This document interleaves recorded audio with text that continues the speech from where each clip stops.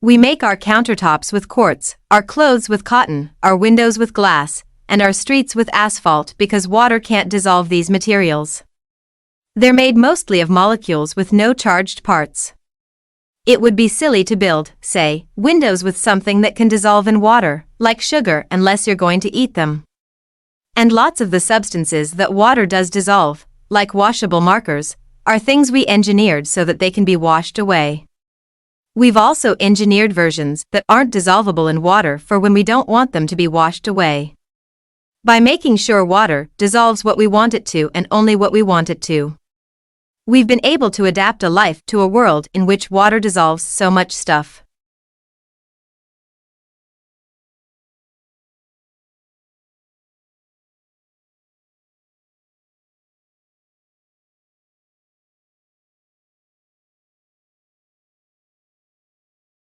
Neha, how are you, Nisha? Nisha, I am good, what about you? Neha, I am good too. But there is a thing that is bothering for a couple of days. Nisha, what is that? Neha, poverty in Bangladesh. I have read newspaper reports and saw some reports on television and I learned that Bangladesh has an extreme problem with poverty. Nisha, yeah, I heard about that too. Do you know about the data or exactly number? Neha, according to some statistic around 5% of people are living below the line of poverty in this country. Nisha, in a population of 160 million, 5% is a huge number. Neha, yes, it is a huge number. You can see lots of people who are living under the poverty level in the slums and the homeless people who sleep in the overbridge.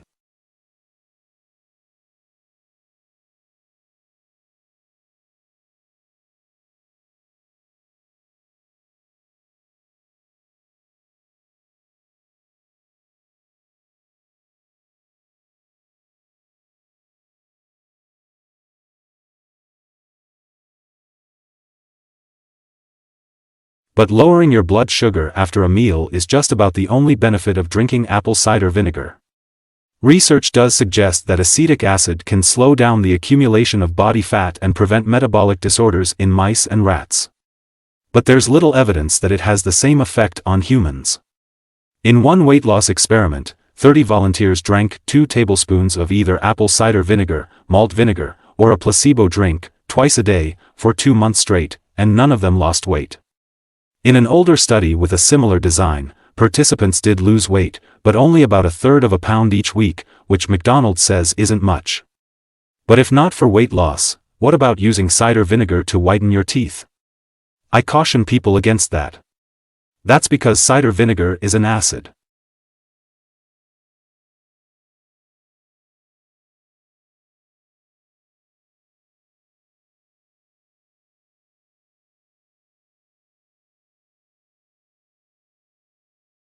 The primary obstacle to good thinking is not a cramped desk or an uninteresting horizon. It is, first and foremost, anxiety. Often the most profound thoughts we need to grapple with have a potentially disturbing character.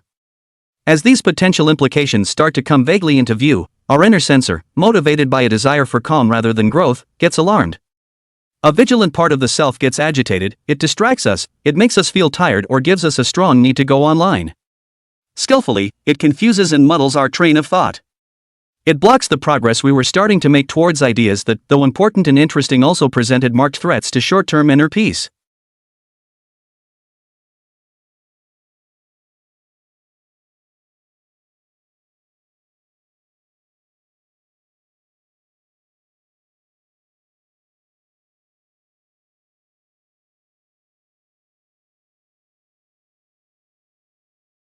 One of the questions I guessed a lot is how do we get good local government, good bureaucracy, and how do we see these positive changes come forward?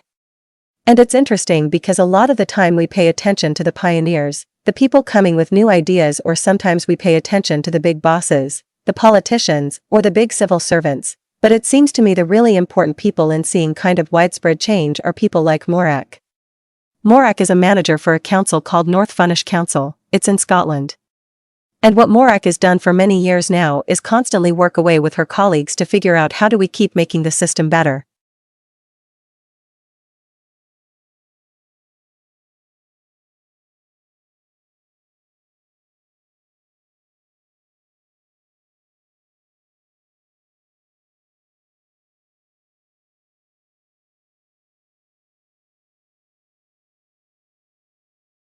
If you are inspired to take concrete action for global peace and development, take a look at the United Nations Volunteers (UNV) program. Every year, up to 8,000 qualified and experienced women and men of some 160 different nationalities volunteer at least 6 months of their lives to help others. These UN volunteers work in some 130 countries promoting peace, responding to disasters, empowering communities and helping to build sustainable livelihoods and lasting development. UN volunteers come from dozens of professional backgrounds, but all of them are catalysts of positive change.